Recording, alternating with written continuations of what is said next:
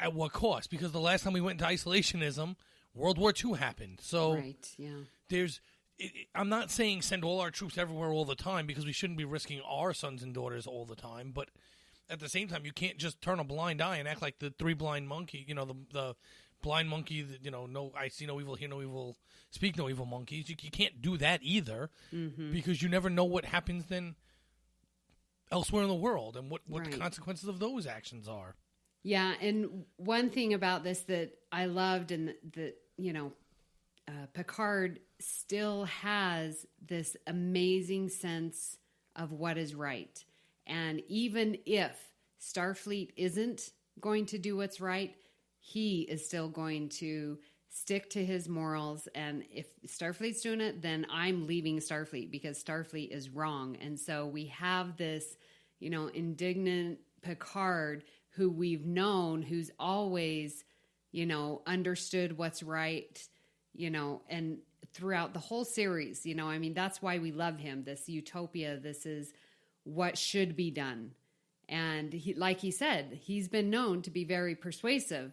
But when Starfleet doesn't back him up, he is still going to have his opinion and say it.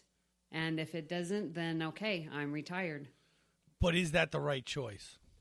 Is he doing exactly what I just explained a minute ago with going into isolationism and allowing Starfleet to get worse by taking out one of its best?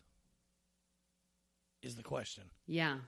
And there might be some regret that he might have from that.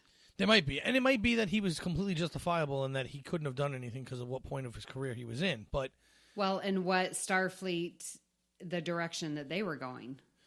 Well, yeah, but no, what I'm saying is that, if there was a chance he could have at some point turned the tide of that, then in my opinion, he should have stayed. Yeah. But it could have been just too far gone. And I guess, that's the story they're telling, is it's too far gone. But it's fun to talk about whether he should or shouldn't have left. It doesn't really matter. What we have is he left. And now it's been, now it's like $23.99. Yeah. So now it's $23.99, which is 11 years or something like that after this event had happened. So he's only been gone for 11 years. So can we talk about that 11-year period? Because that's when, we spoke last episode about Children of Mars and that attack on Mars, and now we see in this episode how instrumental that attack was at, going back to this isolationism. Ooh, that's a big word. And then not helping the Romulans, and so, but from that, we now have this major bigotry towards synthetics. Yeah. So, which is interesting. Huge. Which is interesting to make it your main plot point of a Star Trek series. Yeah, like the racism that's going on. I mean, when Picard tells Daj, you're probably a synthetic. Look at all these things you can do. And she's like those people who destroyed the synths who destroyed Mars. And then he's like, there has been a negative connotation, but that's not the way that it is. And I loved that. Yes. And what's great about that speech is when he says, the man I think you're from, or something along those lines. Yeah. Basically, your dad, Data, is all meaning, all courage. Be like him. Yes. So, it was interesting that even she has a bias towards synths. Yes. Even though she is a synth.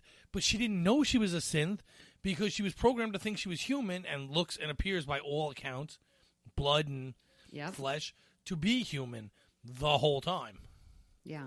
And this is almost like a safety protocol that kicks in when other people find out she's a synth. Yeah.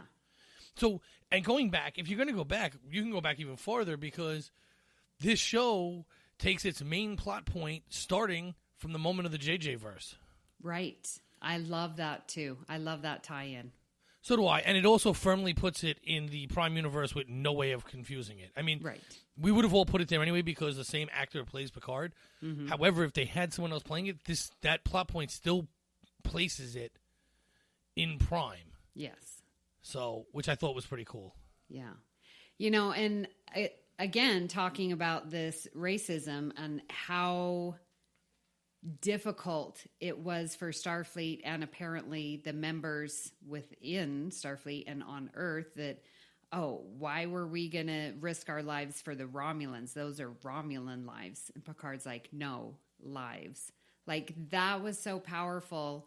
So many things went through my mind, you know, of the whole Black Lives Matter movement. And no, this is just lives that we are trying to save, period.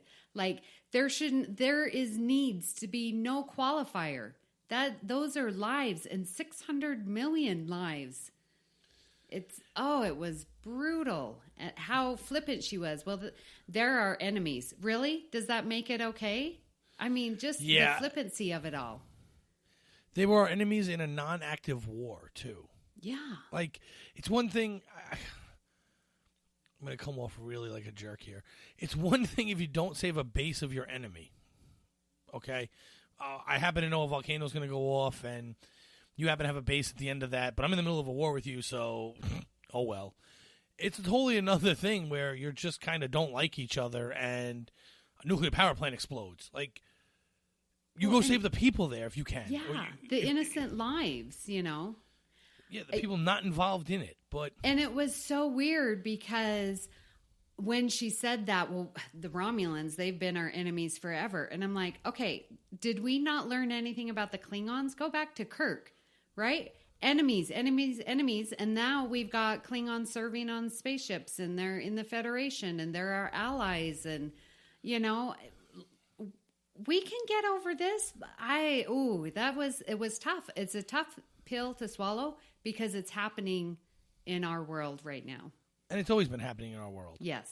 It's not something new. This is not a new storyline. Right. No. People felt this way about Russians back during the Cold War. I mean, if you don't want to talk about just today or whatever, but it's always been happening this way. Yes. And there are places in the world right now that other places in the world, whether it be our country or other countries, wouldn't mind seeing them wiped off the face of the earth and don't care what happens to the population there. Yeah. And most of those people have nothing to do with any of this. Mm-hmm. Mm-hmm. At all. Yeah. You know, I'm just a regular Joe walking around going to work every day. And there's some other regular Joe in another country walking around going to work every day. And there are places in the world that wouldn't care if we got wiped off the face of the earth, which is very well shown by this reporter. It's a very, very clear bias against Romulans, an anti-Romulan bias that she's using. Mm-hmm. That Picard's a fool because he wanted to help people that didn't care about him. Yeah. Well, that never really mattered to Picard. No. And it shouldn't. Well, and even when they asked for our help, like, that's even more egregious, you know? Yeah, but I totally expect it from someone who's acting the way she's acting. Yeah.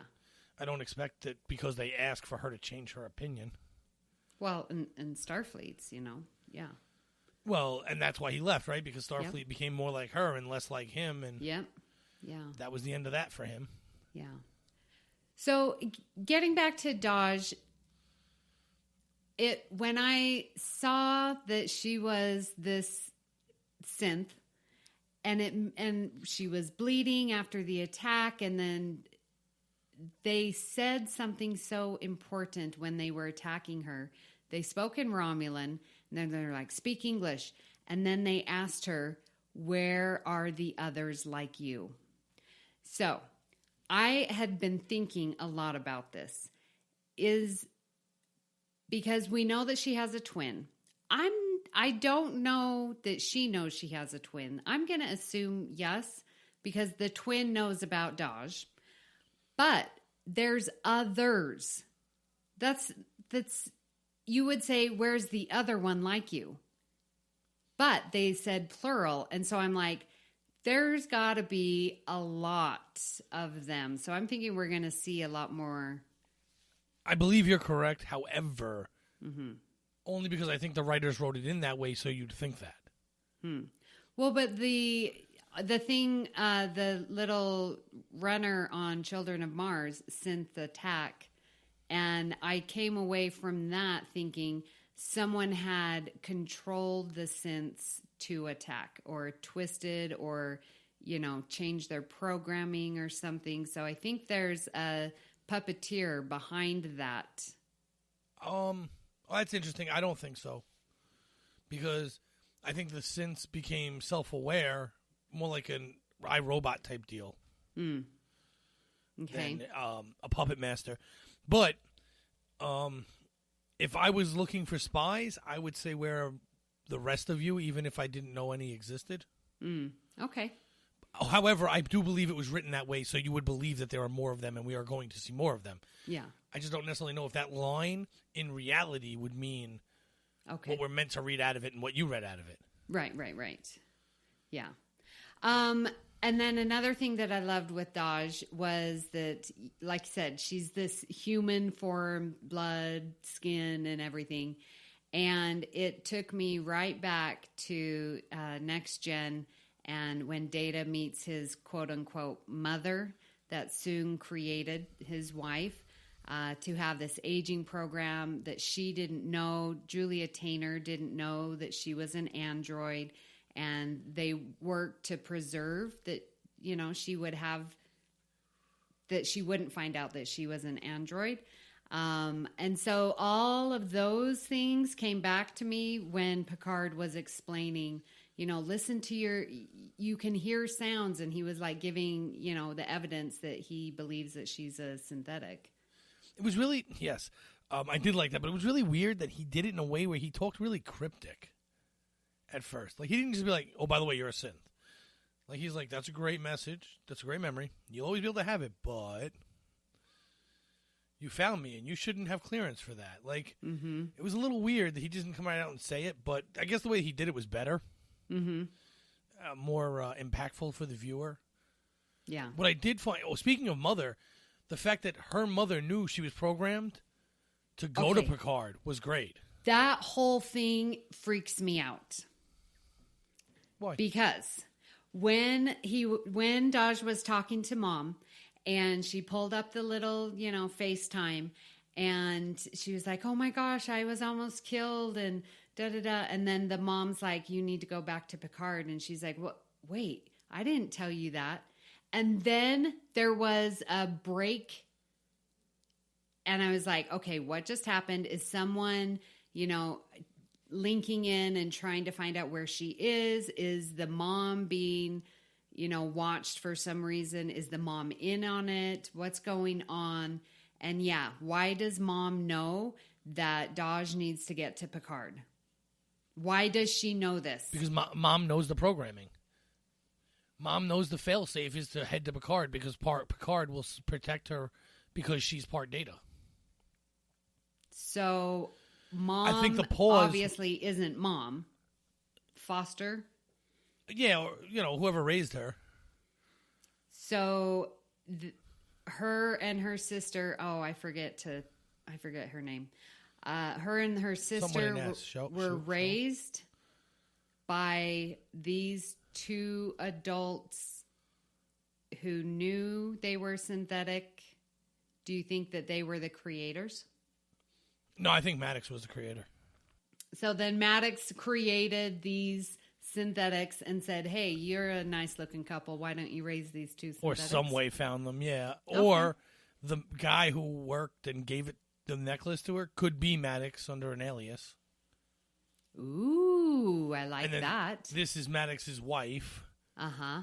And so Maddox would tell his wife, if anything ever happens and they're gone, find Picard, because I'm going to tell them to go find Picard, because once Picard sees them and realizes that they're part Data, he'll do everything in his power to protect them. Right. And he's the only honorable guy I know left, so... Yeah. Yeah, that's awesome. Okay, I like that.